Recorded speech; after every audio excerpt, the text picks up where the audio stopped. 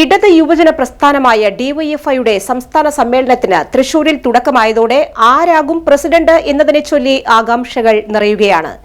ചിന്ത Jerome president ആകണമെന്ന നിർദ്ദേശമാണ് CPM നേതൃത്വം മുന്നോട്ട് വച്ചിരിക്കുന്നത്. അങ്ങനെ വന്നാൽ ആദ്യത്തെ ഡിവൈഎഫ്ഐ വനിതാ പ്രസിഡന്റായി ചിന്ത ജെറോം മാറും.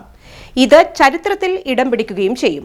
അതേസമയം സിപിഎം നിർദ്ദേശം അട്ടിമറിച്ച് ഡിവൈഎഫ്ഐ സമ്മേളനത്തിൽ ചിന്ത ജെറോമിനെതിരെ അട്ടിമറി നീക്കം ഉണ്ടാകുമോ എന്ന ആശങ്കയും ശക്തമായി ഉയരുന്നുണ്ട്.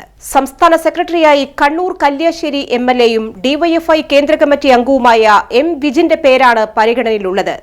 നിലവിലെ സംസ്ഥാന secretary V K Sanoj, president V Vaseef എന്നിവർ പ്രായപരിധി പൂർത്തിയാക്കി പടിയിറങ്ങുന്ന സാഹചര്യത്തിലാണ് പുതിയ നേതൃനിരയെ നിശ്ചയിക്കുന്നത്. കൊല്ലം സ്വദേശിയായ ചിന്ത ജെറോം ബാലസംഘത്തിലൂടെയും SFIയിലൂടെയുമാണ് സംഘടനാ രംഗത്ത് ശ്രദ്ധേയയാകുന്നത്. കേരള സർവകലാശാല യൂണിയൻ ചെയർപേഴ്സൺ, SFI സംസ്ഥാന ഭാരവാഹി എന്നീ നിലകളിൽ മികച്ച സംഘാടക മികവ് കാട്ടി. ഇംഗ്ലീഷ് സാഹിത്യത്തിൽ ഡോക്ടറേറ്റ് നേടിയ ചിന്ത കേരളത്തിലെ ഇടതുപക്ഷ യുവജന പ്രസ്ഥാനങ്ങളിലെ പ്രമുഖ വാഗ്മിയും പ്രഭാഷകയുമായി അതിവേഗം മാറി. തുടർന്ന് സിപിഎം സംസ്ഥാന സമിതി അംഗമായും ഡിവൈഎഫ്ഐ കേന്ദ്ര കമ്മിറ്റി അംഗമായും നിയമിതയായി. തുടർച്ചയായി 2 തവണ സംസ്ഥാന യുവജന കമ്മീഷൻ അധ്യക്ഷയായി ചിന്ത ചുമതല വഹിച്ചിരുന്നു.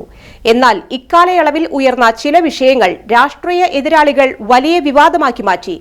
കമ്മീഷൻ അധ്യക്ഷ പദവിയിലിരിക്കെ മുൻകാല പ്രാബല്യത്തോടെ ശമ്പള കുടിശ്ശിക അനുവദിച്ചു കിട്ടാൻ അപേക്ഷ നൽകിയെന്ന വാർത്ത വലിയ തോതിൽ ചർച്ചയായി.